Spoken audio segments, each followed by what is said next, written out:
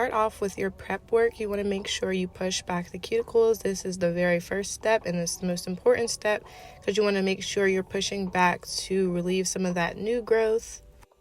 And you also don't want to do this too hard because you will kind of tear your client's cuticles, especially if they have softer cuticles. Other people do have stickier cuticles, so you might have to apply a little bit more pressure. But with hers were very soft, so I didn't put as much pressure. And then next, you're going to have your cuticle bit. This one, I don't know exactly what it's called, but it's kind of like very skinny. And you want to have it on about a 10 speed. And this is in the forward motion, so you want to make sure you're going from right to left.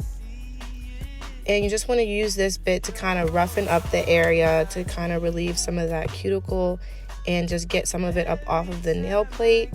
And I do this to all 10 fingers. And after I do it to all 10 fingers, I kind of look at them to see like if there's still a lot of cuticle left. And if there is, you also want to put your cuticle bit in reverse. And doing this will actually help to get the rest of the cuticle off of the nail plate. And you know, this is all dead skin, so it's not hurting your client in any way. And doing it in reverse just enhances this whole process, because when you do it in forward, you kind of might still have some cuticle left, which you can get with your sanding band, but also you can like save yourself some of the work by just putting it in reverse. So now I'm going in with my sanding band to get the rest of the dead skin and then to also remove the shine. And you want your nail plate to be very clean looking. You want it to just be dusty, if that makes sense. Like you can really see here how much cleaner it looks than from when she first came in. And I kind of go around first and then I go side to side.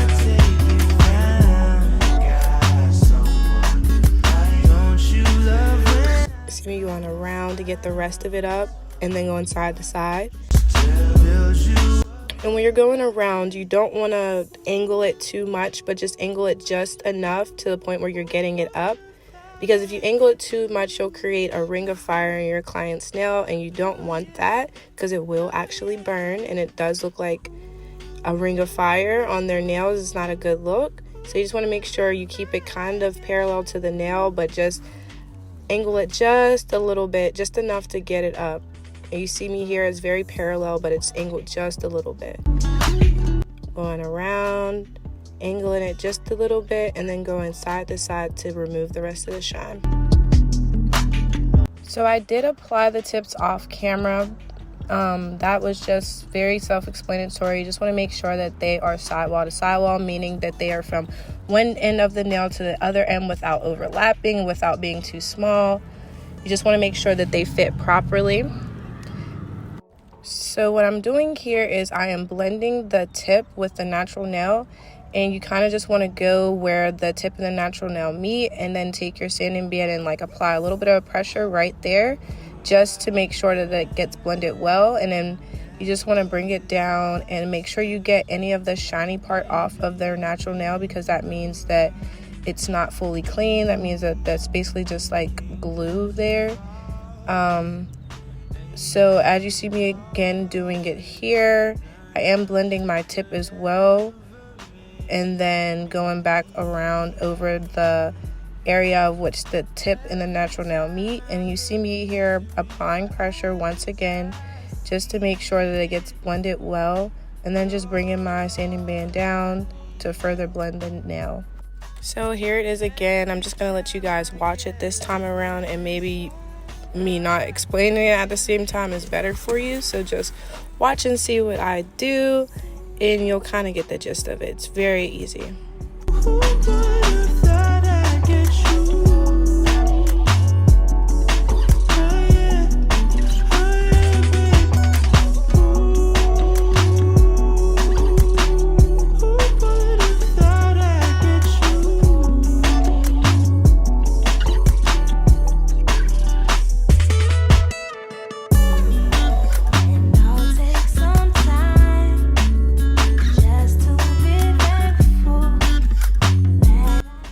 after doing that, you just want to ask your client about how short she wants them.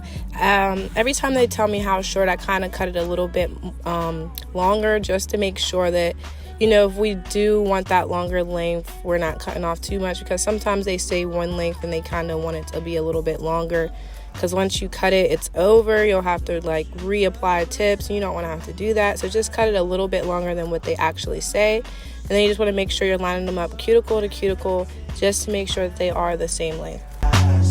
When I get to the other hand, I kind of just eyeball it at first, just so I don't have to do as much work when I'm going back into lining up with the other hand. So as you see here, I only had to cut off a little bit. And it just helps with saving time, where you just kind of look over and see that the length that you have on the other hand to try to match it.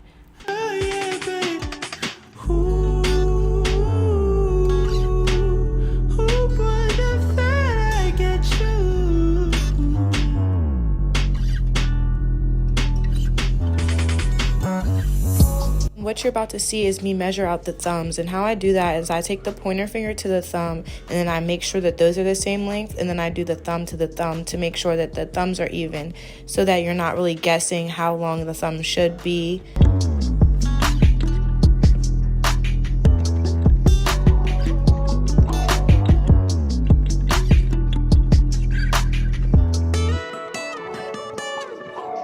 And then my client just wanted to have a tapered square look, but she also wanted them to be a little bit slimmer than the tapered square that everybody knows. So she wanted like a mix of coffin and tapered square.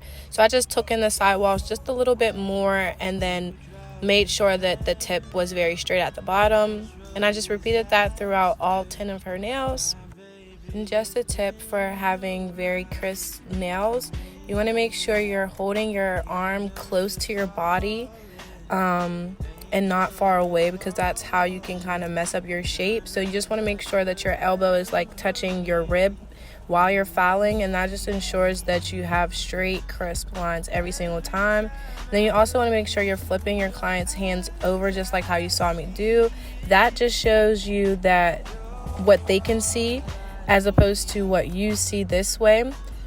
And then also, don't be afraid to ask your client, like, if she sees anything that, you know, might catch her eye that's kind of throwing her off, and then you could simply fix that, as opposed to her leaving and then not liking something that you did and you had that opportunity to ask and you didn't.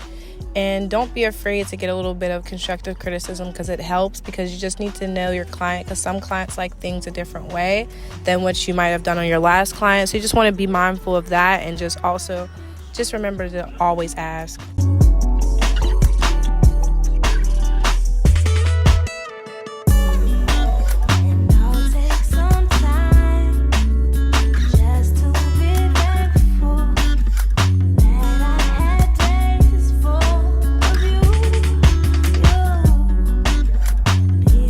So now you just want to dust your client's nails off with like a regular dust brush, just like this. And you just really want to make sure you flip over their hands back and forth, just so you're getting like the majority of the dust off of them, because if there's dust everywhere, it's going to get in your nails and it's going to mess up your application.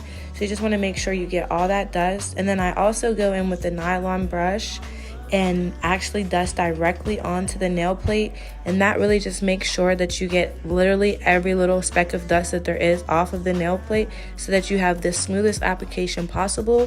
And now I'm going in with the gelish pH bond, and then going afterwards with the no lift primer on top.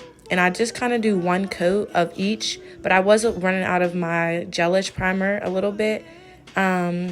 But I am just doing one coat of each, and then after that you can go ahead in with your application.